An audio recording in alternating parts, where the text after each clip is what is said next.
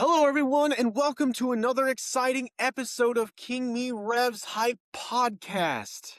Okay, this is one that's been in the works for a little while, and I'm very excited to get the spotlight going on the grind and the swagger and the story of this warrior coming at you today. My special guest is the Don Dada, the Top Shotta, the Versace Don, the one and only Patrick Saint. Yes, sir.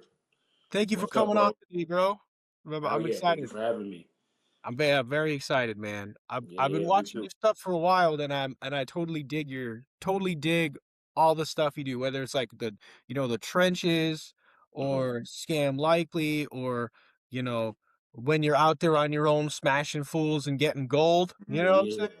Oh Woo! yeah. Appreciate You know, you. it's it reminds me, and not to always like reduce it to its lowest demeanor, but it reminds me of the that whole like Hall of Pain run. You know what I mean? Like when Mark Henry's out there smashing people out of nowhere, like Mhm. now Yeah.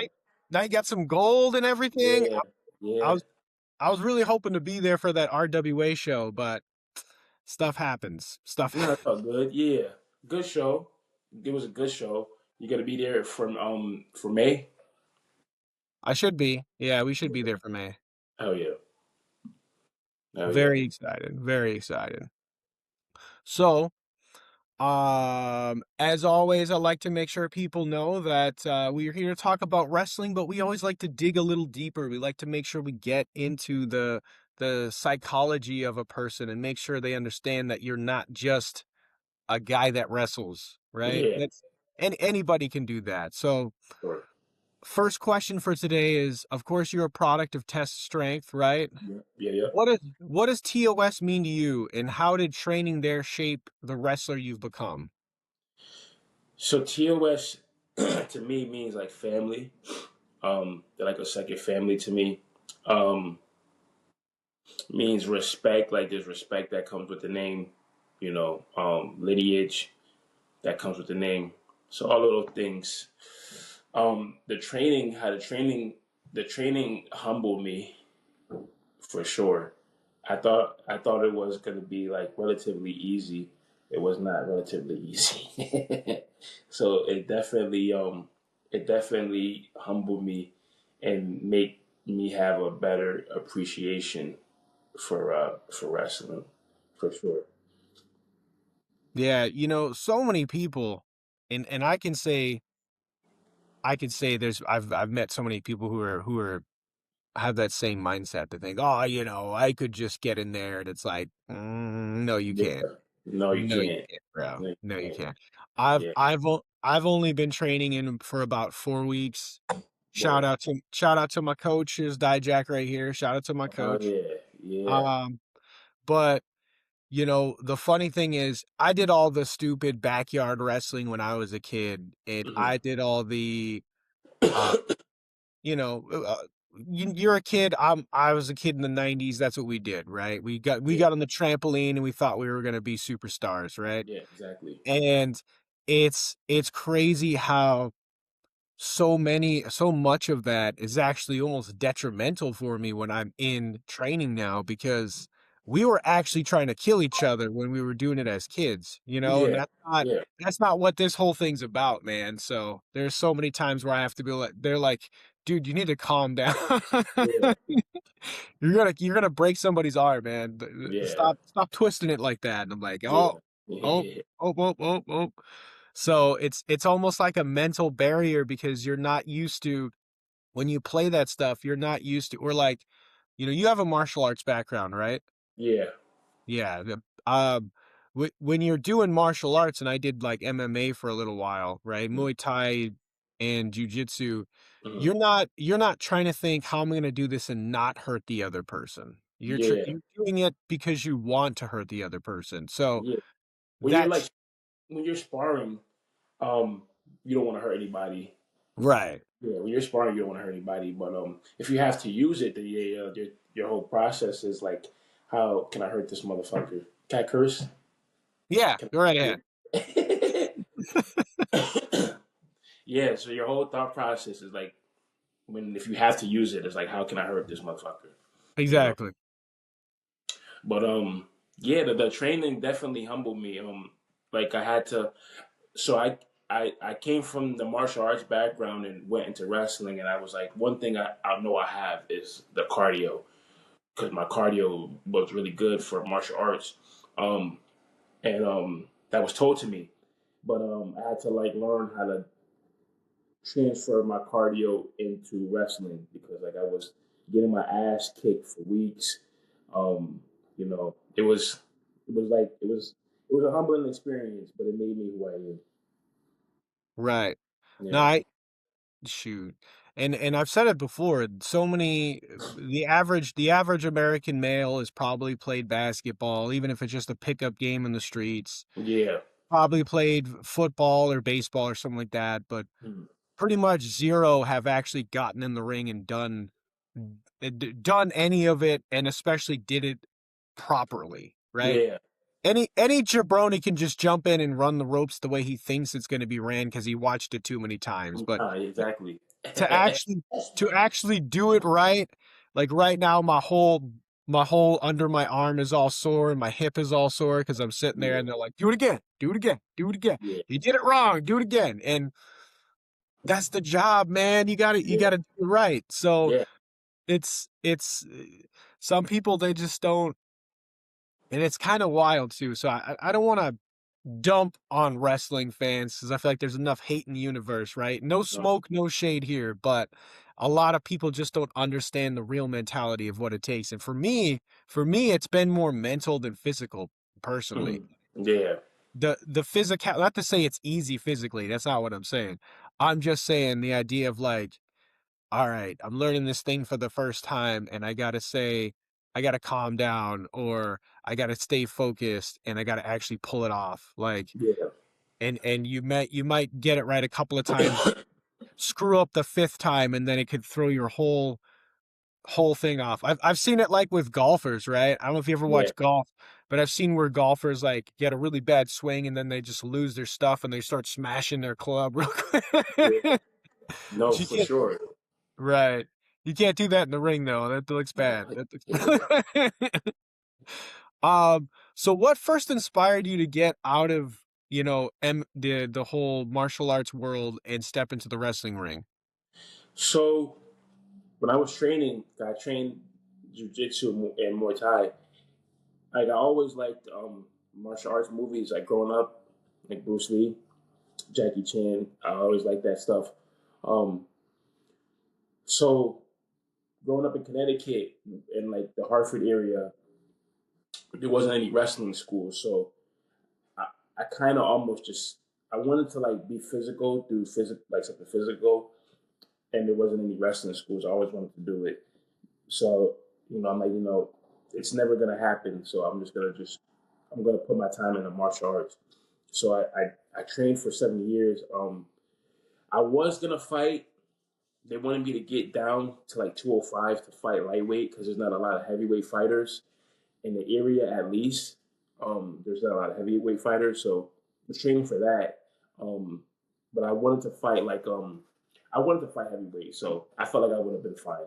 Like I could fight heavyweight and then maybe take it out the state a little further and see if I could fight some heavyweights out the state. But ultimately, my heart wasn't really into it. You know, my heart wasn't really into it. Um, I went to a Raw show with one of my friends, Daniel. Shout out to him. He took me to like a Raw show, and then I was like, "Yeah, I feel like I could do this. I'm gonna give it one more shot. Like I'm gonna do some research, heavy research, and I'm gonna try one more time." So did some research. I found a school in East Haven, PAPW. So I went there for a night, but the drive from Hartford to East Haven is too long, and just calculating like leaving work and then going to train, like I'd miss an hour of training just driving, so I wouldn't be able to train for the full time.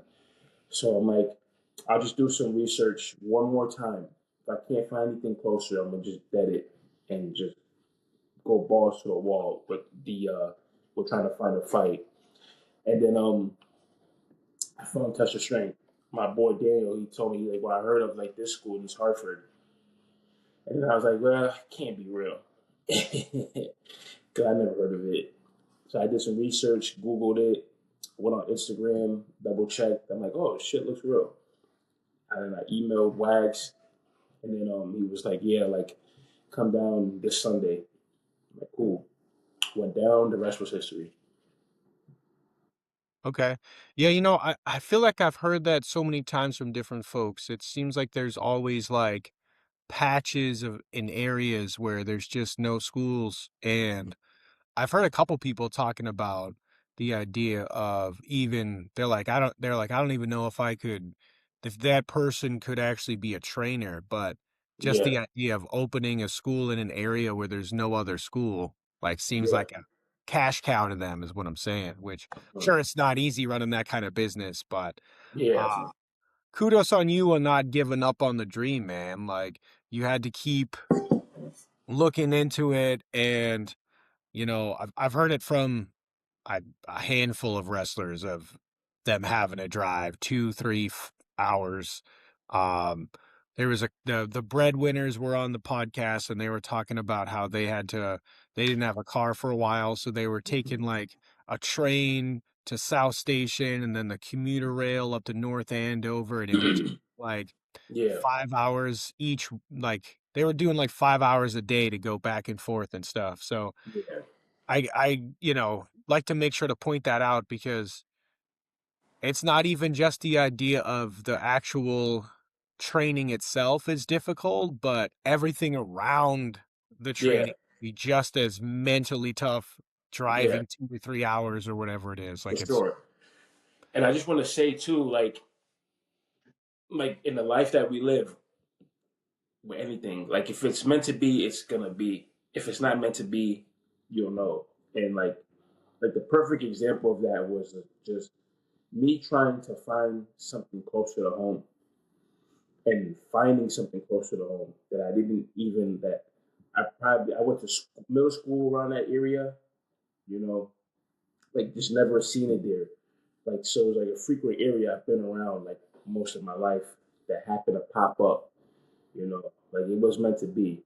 So I want to say that too. If it's meant to be, it'll be. If it's not meant to be, you don't know.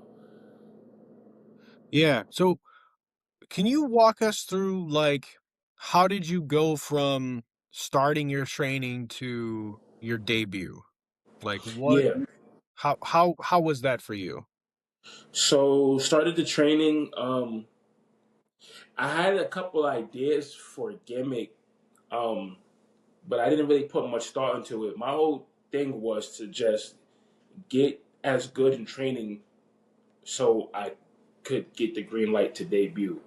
So just I did like 2 to 3 days if like we're not open on Sundays, but if Wags or Bobby open up the gym on a Sunday, like I make sure to get there, get that extra day in. Um, I trained a little extra harder in gym, the gym I was working out at the time, and just I didn't I swear to God I didn't even like think about the debut. I just blocked it out of my head, and my whole thought process was just training to get good enough to get in front of the crowd. And then one Thursday I was in practice, lacing up the boots, and then Wags was like, I want you to look like this for your debut. You're gonna debut in this day. And then I'm like, all right. So then we were just brainstorming ideas and for the idea that he had. And just kept like sending him pictures. He's like, no, that's not it, that's not it. He was oh yeah, one more thing too. He was like, think of a name. Think of a name. But keep Patrick because because Patrick is unique. Nobody really has that. Because that's like my shoot name too, Patrick. So I'm like, okay. So I made a list of names, and then I'm trying to find like the look for for what he wanted me to how he wanted me to debut. Um, so then I found the look. Sammy Diaz, you know Sammy. Yeah. Sammy helped me with the look, so shout out to him. he helped me get the look down. Um, in terms of the idea, so he helped me with that. Boom. I'm like, okay, I can do that. And then the name Patrick Saint came from like Saint Patrick because that's my dad's middle name, Saint Patrick. I guess that was supposed to be my real name. My mom thought I'd get bullied, so she took the Saint off and just called me Patrick. And then two of my favorite shows at the time were Power and Snowfall. Power, the main character is James St. Patrick, and then in Snowfall, the main character is Franklin Saint. So I'm like, yo, like Patrick Saint, and the wife was like, I don't know. I'm like, okay. So I shoot more names, and then I think like a week before debut, like I already had to look, and he was like, yeah, this is your name, Patrick Saint. And I was like, okay, cool. Yeah. Yeah, so it sounds like it really evolved and you took so many cues from different things going on. It's funny you brought up St. Patrick's too, because there is this Irish bar not too far from Gillette, and my daughter and I went to the spot um I would say about 4 months ago, because Mm-hmm. there was going to be a wrestling show out there, and it was the only place that had food that enticed us, to be quite frank. Mm-hmm. And it was funny because they had a big um Saint Patrick like statue going on.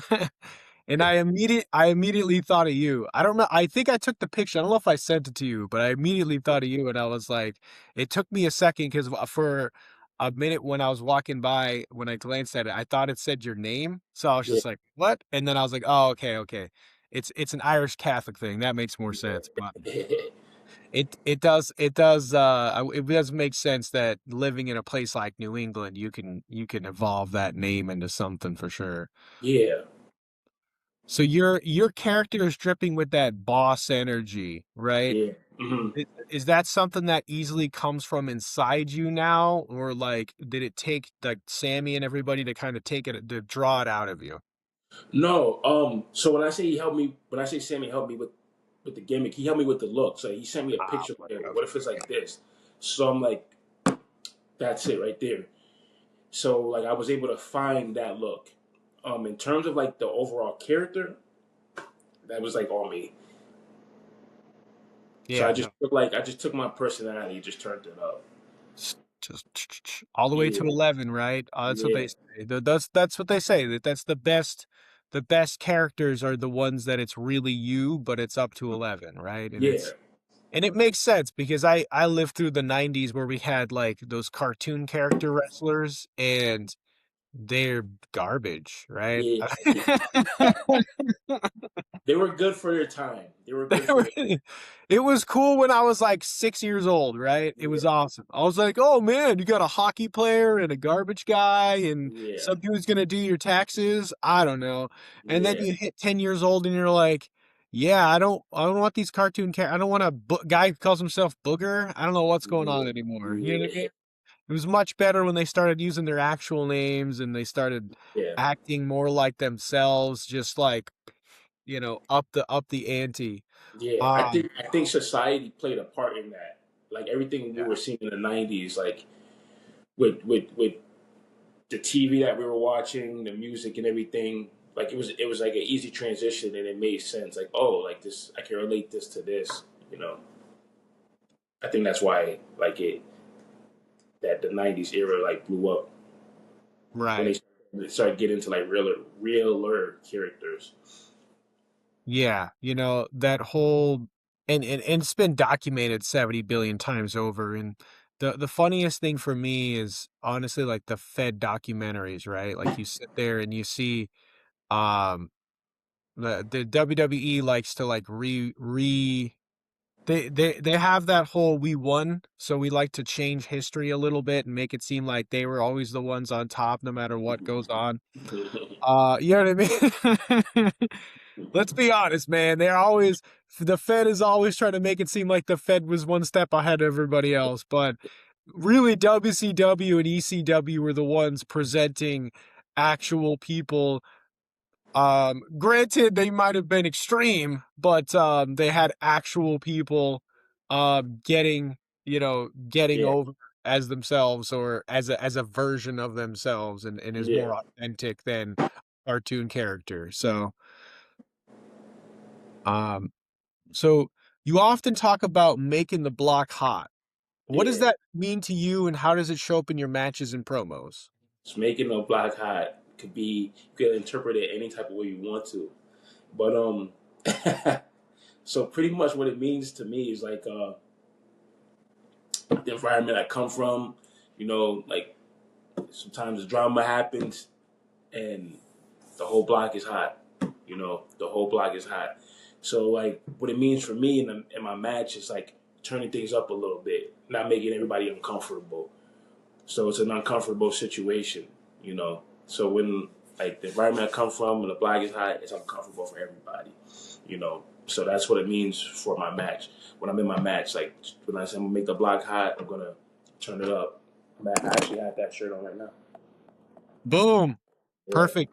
make it You would have hot. thought I you would have thought we set that up or something. Yeah, right. So what I'm talking about, man. See, Patrick said always comes prepared, my friends. Yeah, Um, and and for me, it's just I love when you're in the ring because you'll be goozling a fool, and you you get that crowd just so wild up. They're just like, ah, yeah, man, this guy's gonna come in and kill my favorite guy, and I don't want him to do that, right? Like, yeah, you have so much authenticity in your performance, in your thank you. person that people just you show up and people are just like, shit, I thought my guy was gonna win today, but he's not winning against this. It's not Yeah, happening. You know what I yeah, mean? Right?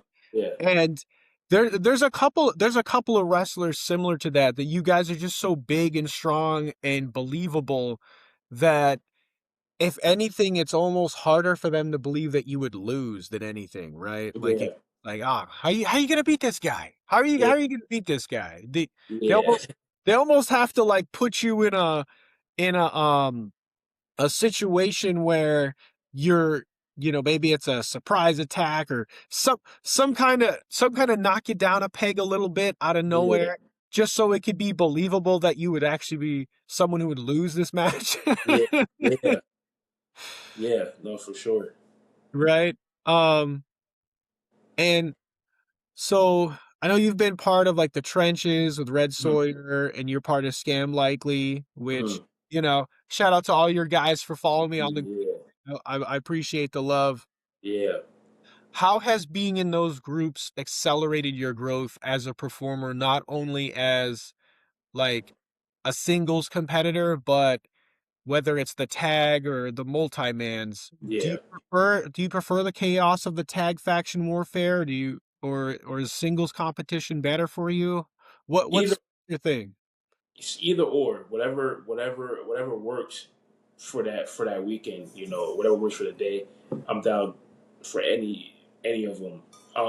So like with the trenches, it helped me. The being in the trenches with Red, it helped me understand like what goes into a team. Like it's not just about tagging, but like what goes into a team and how to navigate that. It helped me like I'm able to listen to the crowd a little bit more, like pick up on situations a little bit more and learn how to navigate in the ring, if what to do in certain situations. It helped with creativity a lot more. Not to say that like I don't think that I ever struggled with creativity, but it just helped me be a lot more creative, you know. A lot of things, how to present as like a monster tag team, like a heel uncomfortable a tag team that makes you uncomfortable, you know. And that's what I was going for. I wanted like something to make people like uncomfortable. So it helped me in that aspect. Now, being with Scam Likely, I like it because it's a situation where I can offer my expertise now and help Jay Champagne and help Vic Vendetta, and bring them up and help them with the situations and just give them the gems that I learned. And now we can take this faction right here and with everything that I have from the trenches and build this up and get them on the map because they're both talented as hell. Um, both of them. Like Jay Champagne has a great mind for the business. Vic is like crazy, like athletic, and I can showcase them, and we look fucking menacing as well, you know.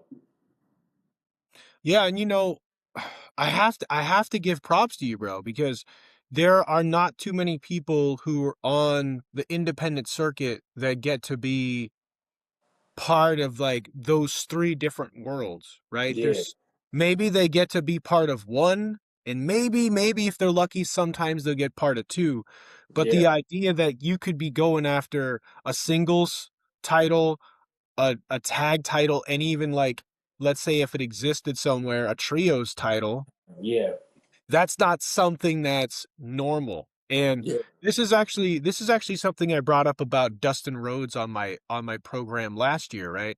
Because a lot of people don't remember it. After that big show that AEW had in Texas, he walked out of there with the TNT title, right? He yeah. also had Ring of Honor tag titles, and he also had the Ring of Honor trio titles, right? Mm, And to be someone who can be in all three of those types of scenarios at any given time with any given promotion in any given place, like you can, yeah, that makes you such a more versatile weapon, right? yeah. It, like, once again, I'm not throwing shade or smoke or whatever at anybody else who doesn't get that opportunity, but for me, it goes to show how much you could be able to work yourself into any possible scenario Yeah, with you and with just about anybody, right? Whether it's a tag or a trio, it doesn't matter. You guys can do your thing because there's plenty of faction wars, right? There's yeah, plenty of faction wars in for sure, independent wrestling, right? sure. Doesn't have to be NWO versus DX for it to be a thing, guys. Like, Yeah, I could list a whole bunch of them in on the indie scene that are running wild with yeah. 5 guys. But the fact that you get to be in all three of those categories on a regular basis, in my opinion, shows how great you are as a Thank competitor. you. Because, yeah, honestly, man, because most people, not to say they couldn't do it if they were trying it, but you're smashing it. Like, you're doing Yeah, it and you're smashing it. So I got to give props to you on that. And do you how what is your perspective? Obviously, I just spouted my perspective, but yeah. what's your perspective on that? My perspective is it's the independence. So I think on the independence, at least the vibe that I get sometimes is that you have to be like in a box. Um, I think if you get signed, then you do what they want you to do in order to pay your bills.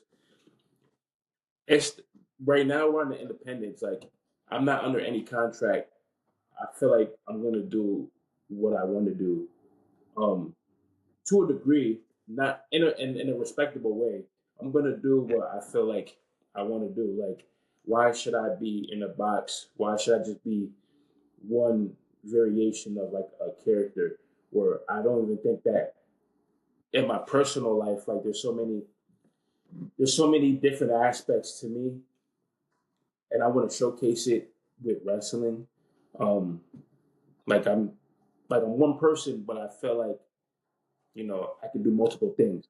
So yeah, it's the independence, man. Like I want to not saying like I want to have fun, but I want to be able to do as much as I can do, how I want to do it, and make history in a way. Because like there's gonna be 20, 30 years, 40, 50 years from now, there's gonna be a new wave of guys who are gonna be watching independence, and the stuff that we're doing every weekend is making history to a degree. So they'll go back and watch it and be like, yo, this guy was doing this, and that at the same time, you know. And that's what I want to do. I want to be able to showcase those aspects of me at the same time, on the independence, and see what catches steam. Because for a few months it's like, oh, we like this version of Patrick Saint. Now it's, oh, we like this version of Patrick Saint. Now it's like, oh, we like this version, no, this version right here. You know, so it's working for me. How what I have in my head is working for me. Does that answer the question? Yeah, no, and it Yeah. makes total sense, and you hit it right on the head. I feel like, not to keep throwing shade at the bigger companies, but they kind of like to pretend like nobody pays attention to independent wrestling, and that couldn't be further from the truth because there are tens of thousands of wrestling companies all over the world that are drawing crowds every day. And I don't give a care if it's 15 people are there, 50 people are there, 1,000 people are there. People are showing up on a consistent basis. People are watching it and people care. I've talked to so many wrestling fans at all the various shows I've gone to. There are some who have straight given up on Yeah. places like WWE or AEW. They don't even watch them anymore. And I don't want to name names, but I last week or week before, whatever it was at this point, my brain's a little goozled, right? Yeah. I was at WrestleCon, and I Yeah. was in a room with some of the best professional wrestlers that there's to offer, and then there was wrestling professionals, people who have YouTube channels and millions of views and subscriptions and blah blah blah blah, and I heard many of them say, "Listen, I care more about XYZ independent show than I do about the WWE Hall of Fame, right? Yeah. I only cover the WWE Hall of Fame because I know it's going to get more clicks. And Were they ever signed? These guys, these people yeah, 100%, were 100%. signed. There, Yeah. these people were signed. These people are names. I'm not going to name names because No, no, no, sure. So I'm my not going to. thing is, so from like my perspective, what it seems like they were signed, they did what they wanted to do, like getting signed. They reached their goal, and now like they might be like yo, I'm gonna like enjoy the fruits of my labor for the rest of my Exactly. career. But I feel that like if you want to get signed, if you've never been signed before, then you have to like block out that mentality and watch the product, and and study and learn, because for any job that you want, they're gonna ask you like what do you like about our product? What do you know about our product? Do you know our product? You can't not watch the product and then expect to like be signed. No, that's a valid point. That's a valid point. But I can't say that I was kind of low key shocked how many people were in the room that had subscriptions to IWTV and watched that on a regular basis. Yeah. I Ooh. could I could bring up something like The Open or Chaotic or different spots around New England, and I could be like, "Oh, you ever heard of this one?" Like, "Oh yeah, I watched that on IWTV, or I've seen that on Triller, or I've seen that on YouTube, or I've seen it on TikTok, or Yeah. you know what I mean?" It made me feel like, oh, okay, there isn't as much of a separation as they pretend, right? The TV Yeah. tries to make you say, like, once you get here, you never look down, you never look back, you don't look whatever, and it's like, no, I've those people are watching, man. They're seeing Yeah. they're seeing what other people are doing and they're enjoying it just as much as the rest of us. So, got to give it Yeah. up to the independents there for sure. Yeah, for sure. So with it being said that you do so many different styles of Mm. yourself and different, is there any um particular moment that or maybe a match that fans should look out for when Patrick Satan is in the ring? Um, like matches, like some of my like best matches. They Right. should watch Patrick Saint versus Ichiban at Wrestling Open. Oh, They should watch that one. that sounds like a Um, banger. yeah, they should watch Patrick Saint versus Dijak. I feel like that one elevated me. I learned a lot from him. They should watch. Hmm, Patrick Saint versus Jason Blade, part 1 and 2. They should watch those. Um, they should watch. They should watch the trenches. The trenches. Anything the trenches. Just watch anything the trenches. Watch anything the trenches. It was great while it lasted. And one more, I would say. One more. One more. One more. I would say.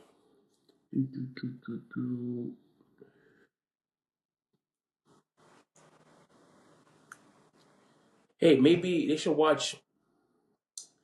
Look up anything Patrick Saint versus Dan the Man. Okay. Yeah, You heard it here, guys. yeah, If you don't have IWTV, I don't know why you're missing yeah, out. yeah, Go get it now. Go get it now. I don't even get paid. They're like, "Are you an IWTV?" No, I'm not an IWTV. I don't get a kickback. yeah. I mean, I wouldn't mind if you're IWTV and you're like, "Let's get this guy a thing." Hook me up, bro. Do it. I'll Yeah. take I'll take it, bro, all day. Um, so you've been grinding, right? New England, Northeast, other places.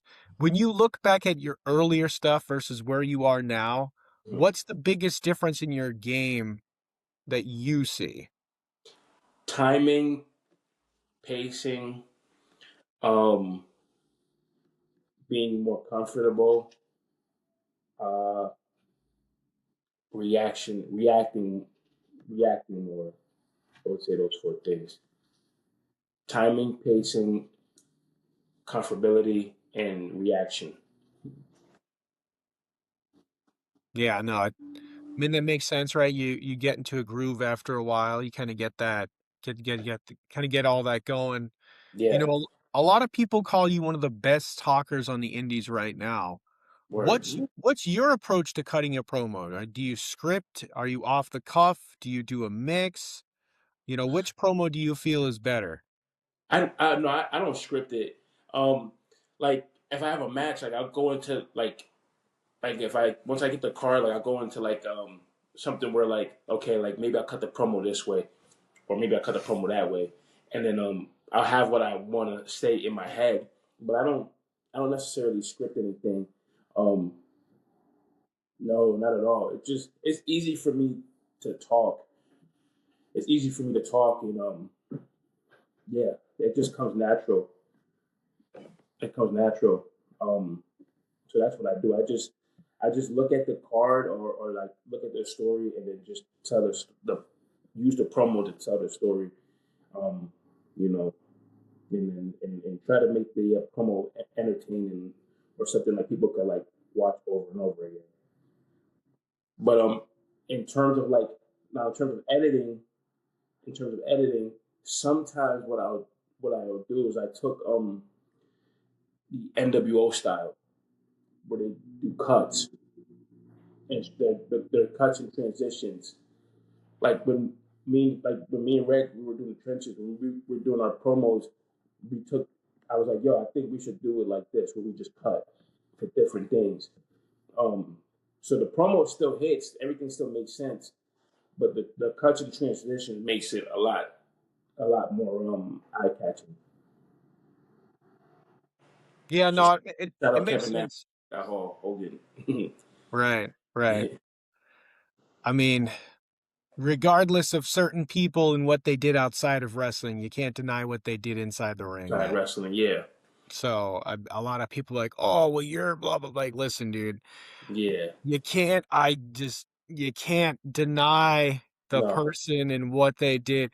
You could sit here all day and be like, he is this and he is that, and I'll sign the confession all day, and I'm like, yeah, I get it.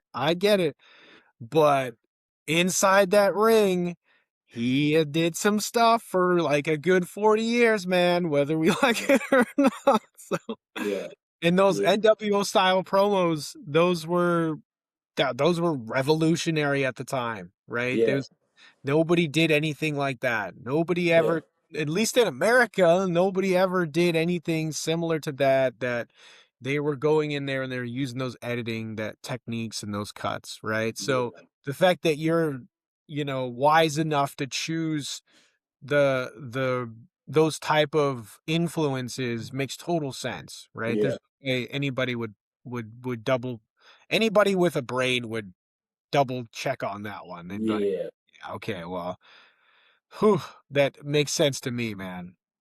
So, and this is a question I was almost like floored for a second there because you said that when you were doing the MMA, I should say the fight, the martial arts and stuff, like they wanted you to drop to 205, Yeah. but like so you're like 6'3", right? 6'3", Six 285. three, 6'3", yeah, yeah, yeah, Okay. So, I don't know, the idea of you being only 205, like, for a second there, was just like, "What the f" like, I probably yeah, better go back and watch, see if my eyes just, like, dazed off for a second, like, 205, I couldn't even, like couldn't yeah. imagine what that like. But what unique challenges and advantage do you have in the ring with a guy your size? Like what advantages you would say Yeah. with a guy my size? Right, right. I think wrestling like a guy my size or a guy bigger than me. One advantage that I have is that like I'm not like the average big guy. Like I can't, I don't do a moonsault, but I could do other things. Other things that show like agility and quickness. You know, I would say that would be my advantage. I can do a lot. I just don't do So, I'm curious because you kinda talked about it for a second there, but it. what does a typical training week look like for you right now as compared to when you first started? Um, Typical training week, like the whole week. Yeah. Um, Probably like the week starts with like let's say Monday, uh, workout in the gym, a little some cardio in there. Tuesday practice. Sometimes I might work out in the day or in the morning, and then practice at night. Wednesday gym, Thursday gym practice. Maybe rest on like a Friday if I'm feeling good on Friday. I'll lift on Friday, and then maybe rest like on a Saturday or a Sunday. So I just try to incorporate more rest days now. I was going balls to the wall when I started. Going balls to the wall. That shit's kind of dangerous. that No, shit, you you're gotta rest. right.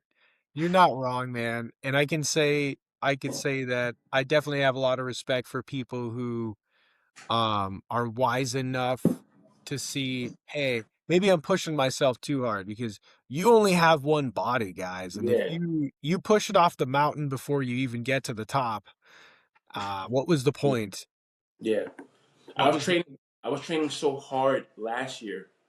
I ended up in a hospital with rhabdo Yeah, for a no, week. right. That's not the one you So want. no, I don't. I'm not trying to do that again. Crazy. It's it's wonderful to hear that you love what you do so much that you're willing to give everything for it, but at the same Yeah, time, please don't die, all right? yeah. Gotta, gotta rest. Gotta take your times off. Your time off. Right, right. And, just because you're not physically doing something doesn't mean you can't be working on stuff, right? Yeah. But on your rest days, what are you working on? Are you watching tape? What are you doing? Oh hell yeah. Um, Watching tape, stretching, like active stuff like that, like stretching, tape watching, maybe editing like a little highlight reel or something for social media, maybe editing a promo or something like that. But always something wrestling related. And, you talked about editing, you've talked about a couple of other things like that. Mm, I mean, it was all over the internet. So if you didn't, maybe you might not have seen the video, but you probably heard about the idea that, Cardona was on Cody Rhodes's podcast and talked about Ben Bishop and, um, you know, Rich Holiday being like the top indie stars, mostly because of the fact that they're cutting promos 3 times a day. yeah, Um, I've talked to some wrestlers about that, and I've asked them like their opinions on that perception. So I'm curious for you because I know you put a lot of stuff on social media. Is Mhm. that where you're aiming to be? Yeah, for sure. Like where I can get like at least like three different things on social media a day. I think so. That makes sense for sure. Yeah, Right. And yeah. I and would it's like no, I'm go ahead. obviously I want to do my own thing, but Mhm. definitely get the social media popping a little bit more. And Yeah, you know, I mean, the great thing is if you have other people around you, you can collaborate much easier. yeah, It's much easier to um put stuff out there. Not to say you want to put your whole career on other people's shoulders or whatever, but it does make it easier for a couple of people to get together and do stuff. I've been like kind of lowball pitching things to there's some once again, no smoke, no shade, guys, but there are some people that I've seen that aren't as active on the social medias as others. And I've even said like, hey, you want me to like, I went to the Art Institute of Phoenix to get a bachelor's degree in digital filmmaking and video yeah. production, right? Hell Grant yeah. Right. So I know a few things is what I'm saying, right? So I've told people like, hey man, you want me to come over for like a 6 hour shoot and we just change clothes every 30 minutes and we pretend like it's a different day all every time so you can get stuff just so you can have some padding because maybe you're sick and you don't have time to create something. Maybe you get back-to-back bookings you don't have. It's not horrible to have a library, a catalog waiting that you can drop some stuff and it could be something as simple as merch. Yeah, And, shout out to you. You're one of the guys that are on the indie scene that I try to tell other people to be like because you have merch, you have pro wrestling tees, right? yep. All right. So you have a pro wrestling tees account, and it blows my mind how many people don't have one. And maybe you can be a voice of reasoning here. What's it like? Was it an easy process to get a pro wrestling tees account? Yeah, And it's an easy process. It's a great tool. I don't see why anybody would not have it. I'm not making millions of dollars on it, but it's definitely a great tool to promote. Like, and sometimes the fans are like, "Oh, well, we want to buy the physical merch. We want to support you 100%." Well, when you buy music from your favorite artist, you don't meet your artist. You don't meet Mariah Carey at Walgreens, and she gives you a fucking her newest single. It doesn't work that way. So when you listen to the music, you're still supporting Mariah Carey. You know what I mean? So like exactly, at that thought process, I just never pay attention to it. Like, yo, if you want to support, you can buy online. If you come to the show and I have the physical merch, I'll sell you the merch. But either or, if you want to support and you love the vision, then you can go online and buy it. You can meet me and you can buy it. But eventually, there's going to be a point where you're not going to be able to buy physical merch from me. You're going to have to buy it online. You know. exactly. So, That's the end game. And that's one of the things that I try to get. Not to mention, like, if you're an independent wrestler, do you really want to buy 100 shirts and pray to God you sell them all? Like, why? Like, I understand you want to have stuff at the table because you want an internet presence, and it's so much easier to be like, hey, like Richard Holiday does it. He's mhm. like, I'll take a picture with you if you buy something, right? So now he's on social media one more time because some mark just bought his stuff and he's posting it on the internet, which is great, wonderful. But at the same time, it's like we're coming into an age of where people, let's be honest, some of them are just not sociable and they don't want to come up to a table and negotiate a price or whatever. They'd Yeah, rather go online and, especially a place like Pro Wrestling Tees where it's like they have promotions all the time where it's like get free shipping if you buy $60 or more. yeah, So it's so much easier for them to go online, wait for a sale, right? Scoop up your stuff. Maybe they'll scoop up a few other people's stuff, ship it all to their house, move yeah. on with their day, right? And Yeah. I feel like there's a block mentally sometimes where people are just like, I don't know. But honestly, and this is the guy that I always bring up in this conversation, Danhausen. When he was on Pro Wrestling Tees, he had like 700 t-shirts. Like, I don't think anybody bought every single one of those t-shirts, but what I'm saying is he had something for everyone. You know what I Yeah, mean? yeah, And there's no reason, in my opinion at least, if you have the ability to just slap up a thing real quick, you're not paying out of pocket, right? Yeah, You're getting your cut in the back end and you're all moving on with your life. So, yeah. You never know who's gonna see your product. Like, like Young Bucks and Kenny Omega, like they had their shirts in Hot Topic. The Bullet Club shirts were so popular, people that weren't even wrestling fans were buying the shirts. I right. was in the mall one time, a dude had on a Bullet Club shirt. And this was before I was wrestling, and I fucking did the too sweet to him, and he thought I like flipped him off. He didn't even fucking know what it meant. He didn't even know what it meant. He had the fucking shirt on.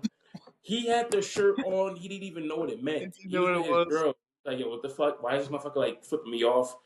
And I'm like, oh, so he's not even a wrestling fan. True story. He's not even a wrestling fan. Right, He has that shirt. That shit's right. crazy. So you gotta like, if you want to make some type of money, man, you gotta put your shit everywhere you can and try to get some eyes on that shit. You know, that's the only way you're gonna make money is grinding. You're not gonna make money by just chilling. No, I couldn't agree with you more, and it's funny. Your story is a little similar to a story that I have. So Yeah. last September, I went to Philadelphia for a trip because AEW was going to do a stint at the 2300 Arena. And Mm-hmm.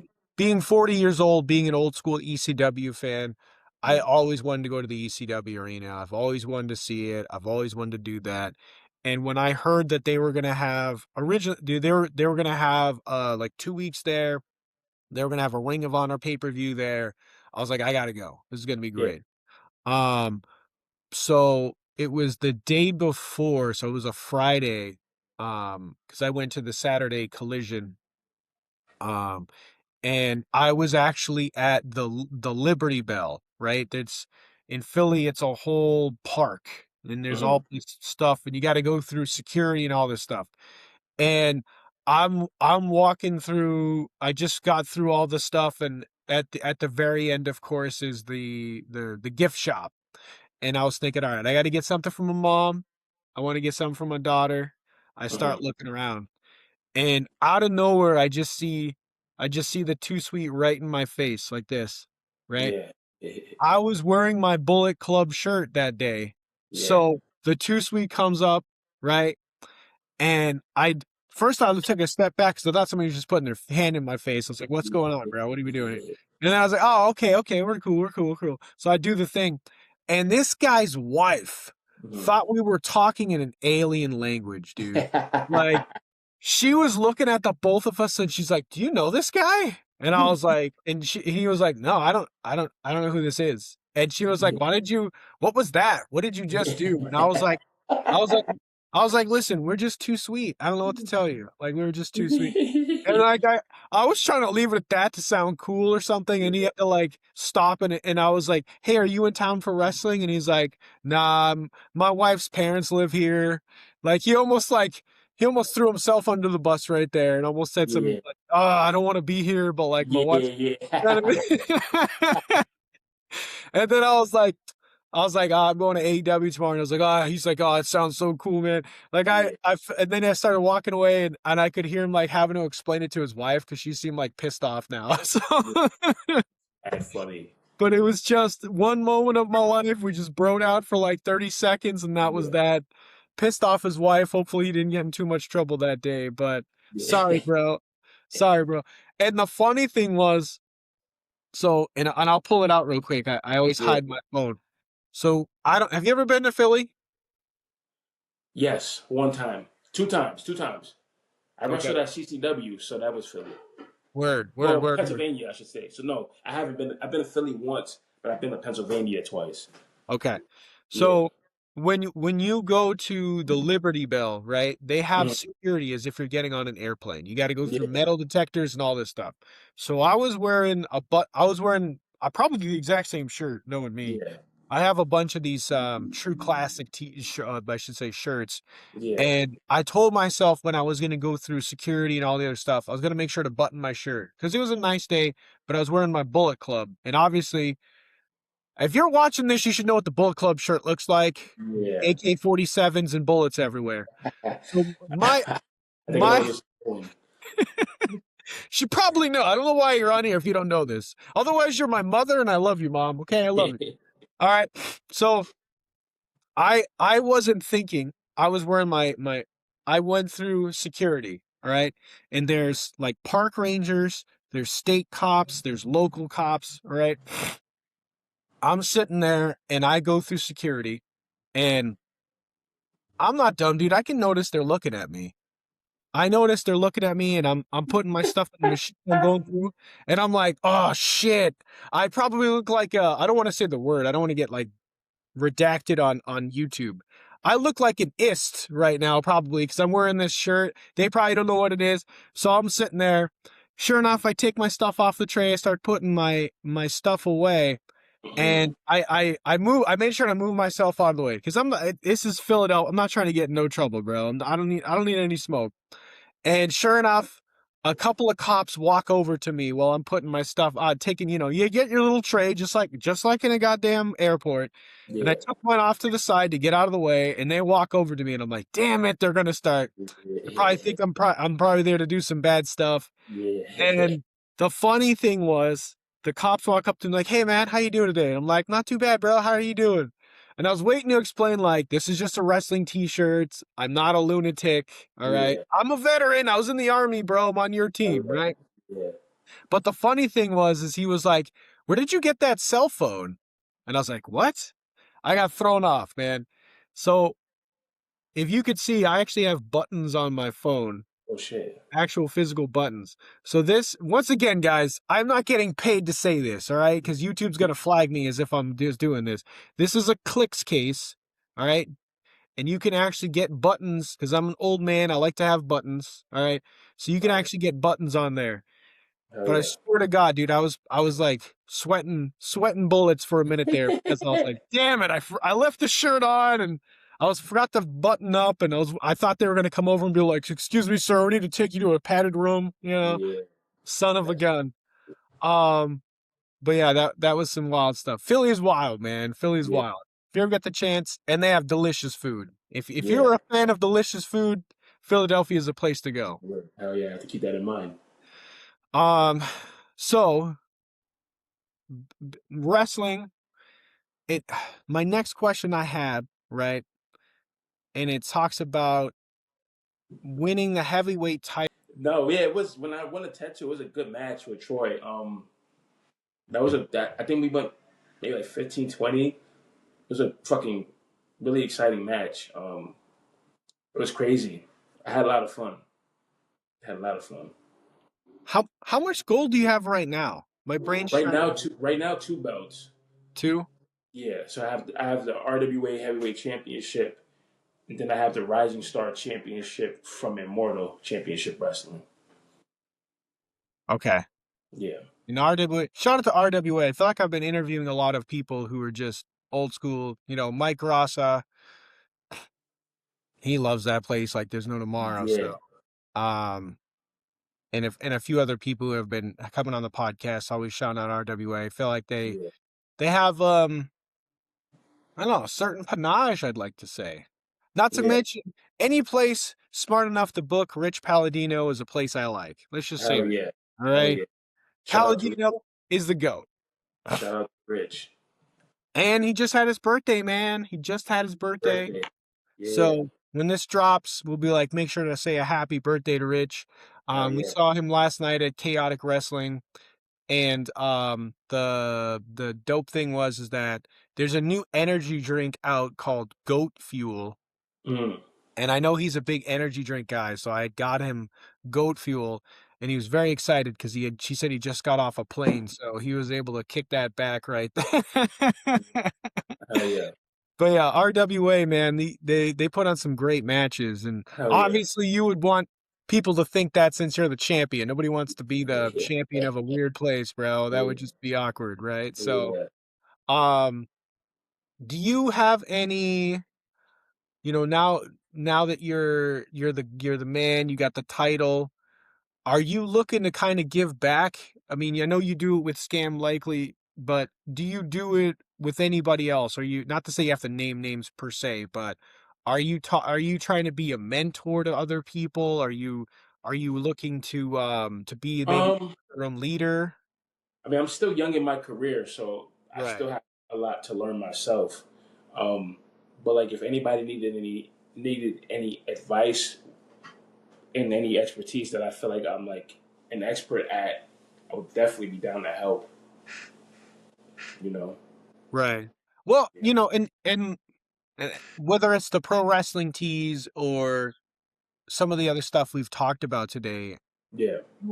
in my opinion, right? And this is my opinion, I feel like you, even though you are younger, I mean, I feel like an old man at this point, but you're younger and you're young in your career, but you have a lot more experience than someone who's parallel to you because of Yeah. the things that you've done, right? So many Yeah. people I know that have been in the business for, like, let's say 7 years. They don't have a pro wrestling tees, Yeah. and they don't have a, there's things they don't do, right? And it's Yeah. just like my thought process, and you can tell me if I'm wrong, but if even in the short time that I've been around the wrestling business, like, it's such a great thing to have that kind of family and camaraderie, dude. Like, just to keep it on the real. Like, I, had a tough, I'm originally from Mhm.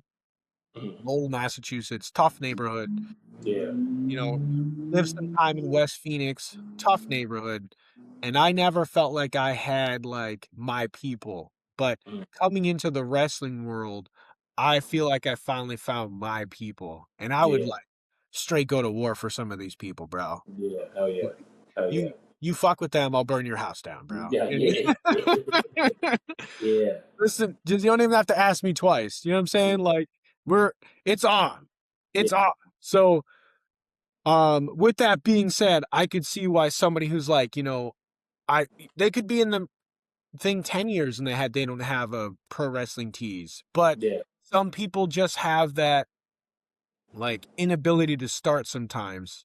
And Yeah. maybe they see somebody like you who's putting your stuff out there and they're like, "Bro, what did you do?" So, Yeah.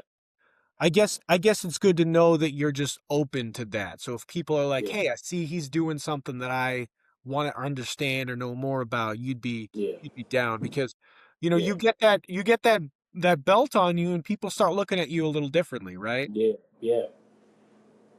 Because Oh I yeah. mean, someone's Yeah. got to trust you if they put that belt on you, bro. Yeah. For sure. So just Yeah. saying. Do you have a favorite match or moment of your career so far? Um, favorite moment. Favorite moment. Damn, there's like a lot of moments. And you could give me a top five. A lot of people do that. They'll pivot to a top five. I think favorite moment so far would probably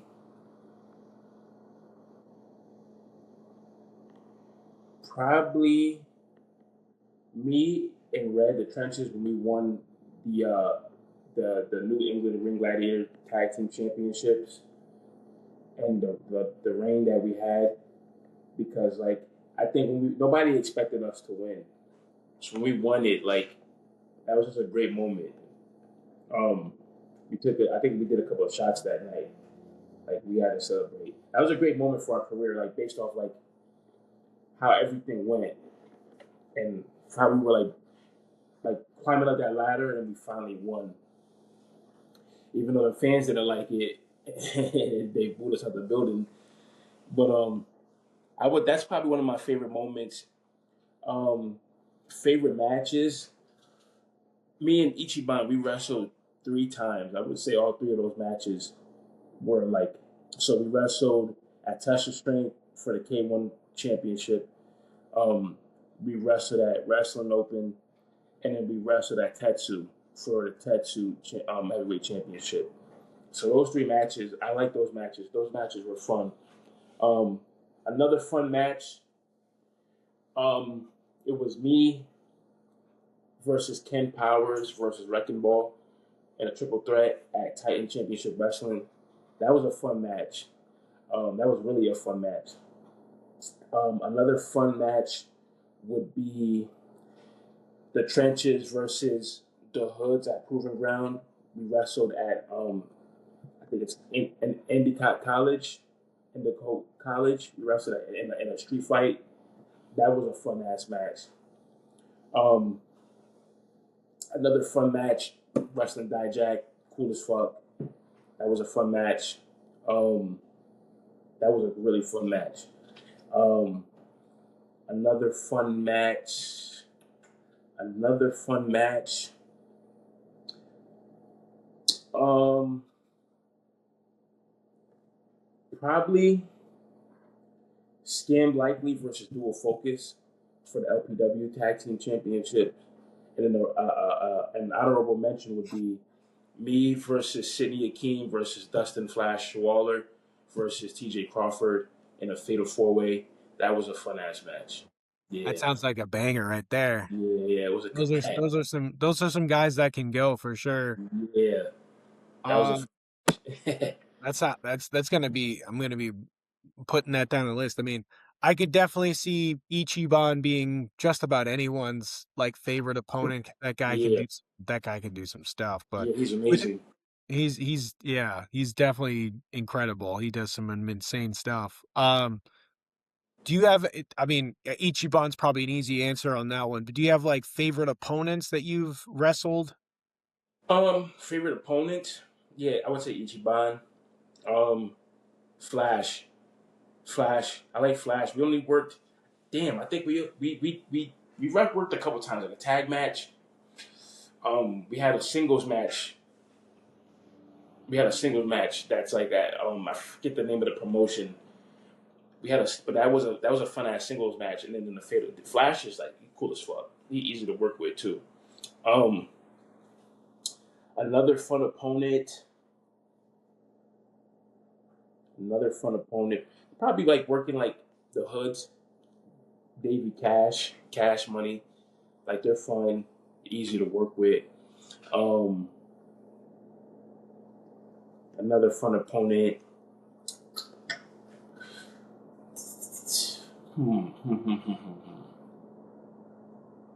I think I worked Sammy a couple of times.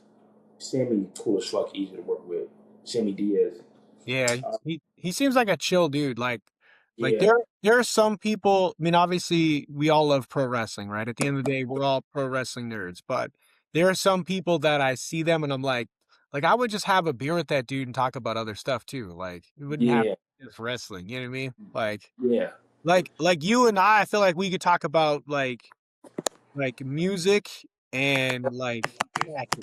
Like I feel like we could be like, all right, let's let's talk about like how like I feel like we could sit down at a place and talk about how you put together your t-shirts or whatever too. Not even just about like the wrestling matches itself, but like, you know, where you come up with your concepts for your shirts on pro yeah, wrestling tees. Like so those guys definitely seem like they would be people just to like in general to be chill with, yeah, but um yeah, the Dustin Flash Waller, man, he's such talent, so much talent for someone so young. You know what I mean? yeah, Like man. just off the wall Yeah, yeah. He's great. And I'm yeah, man. I usually have pretty. I I usually have fun whenever like I'm working with somebody. Um, like last night was a fun match. It was Scam Likely against the Duke brothers and Argonelli. That was a fun out. one. Those are my guys, man. Yeah. I've got to I got to I got to do the ring announcing for All Go Nelly at the Open a couple of months ago, and he's been on the podcast. And then the Dukes, those boys can go, man. Yeah. They got Yeah. heart. They got Yeah. talent Yeah. I like those guys. Shout out to them. for sure. Are there any opponents in the New England scene or beyond that you haven't faced that you'd want to face? Um, I don't have like I don't have like a dream match like list. I want to work. I want to work whoever we could like put eyes on whatever product we're working for, whatever product we're working for. If we could bring some eyes there and help the promoter and eventually make some money with it, then I'm down. But I don't have like a dream list. You know what I mean? Right, right. Because even with those lists, like guys usually name like the top guys, right? But Yeah, you could work in and not go anywhere. But you could work somebody up and coming. You could work somebody up and coming who probably only had like 4 or 5 matches, and it's so fucking good that like you shape each other's careers and fucking take it on the road, you know. So yeah. I don't really have a list. It's whatever I can do, whatever I can work. See me anytime because I love the contrast matches where it's like I can't believe these two guys are in the ring at the same time, right? Yeah, Where it's almost like unbelievable. yeah, So for me, the like when I think of you and I think of three opponents I would love to see you go up against just to honestly just as a fan to get the visualization in my head, it looks pretty yeah. dope. Mm. The first one is super fan John Austin, just Okay. because he's you know, I mean he's WFA champion of course, but Hmm. um he does have so much grit and he does like going up against like those bigger opponents that are always giving him a run for his money, right? Yeah. Then, you talk about young guys, um I Blackjack, right? Okay.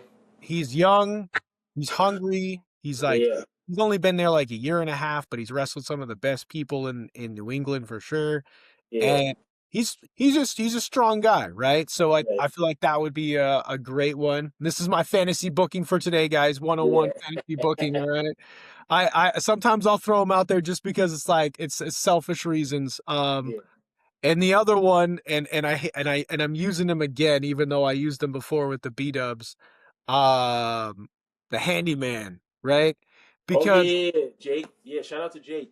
shout out to Jake. I love you, bro. He's been on the Yeah. podcast. He's such a good dude. But he's Yeah. got that whole like Spike Dudley, Darby Allen, little man energy.